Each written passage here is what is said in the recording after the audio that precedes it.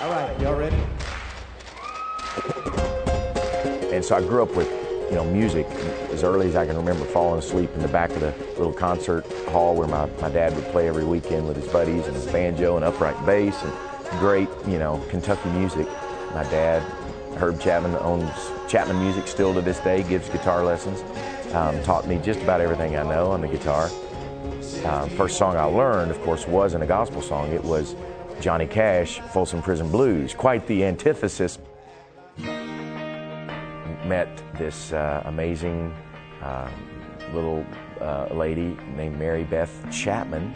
Her maiden name was Chapman. We met at our mailbox at college and fell in love and realized we couldn't spend the rest of our lives without sharing a mailbox together.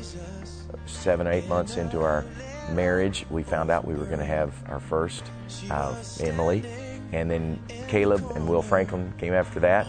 And in March of 2000, we adopted Shohana from China, Stevie Joy a few years after that, and then Maria Sue, our youngest.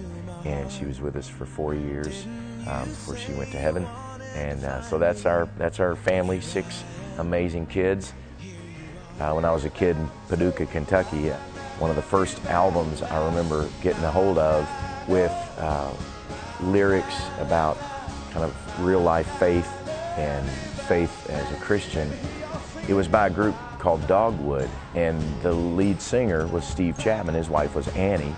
Ended up in Nashville writing songs and getting confused with this other Steve Chapman. So I used my full name because nothing else felt natural or right. So it took me a little while to get used to that when people would introduce me as Stephen Curtis Chapman. I was always sure that my mom was somewhere in the room and I was in trouble for something. Well, Stephen Curtis Chapman is one of the biggest stars in contemporary Christian music. Here we go.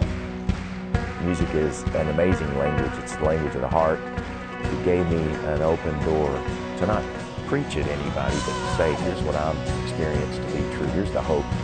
Here's what gives me hope and purpose in my life. The fact that a state and an area nurtured that talent and it went on to blossom is just a testament to his upbringing and where he came from.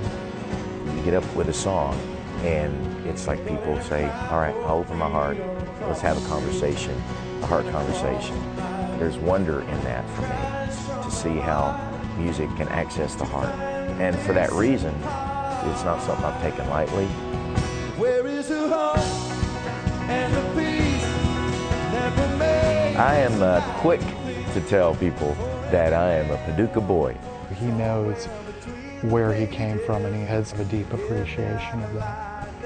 There's an honesty about the people from Kentucky that makes music real. There's great music that comes from all over the world, but I don't think there's any more real art and music than what comes from Kentucky. And grateful to call myself a Kentucky son, for sure. When I play music, when I'm with an audience, when I'm sharing at that heart level, I feel like God's saying, yeah, that's what I made you for. That's what I made the gift of music for, to be able to do that. It's an amazing thing.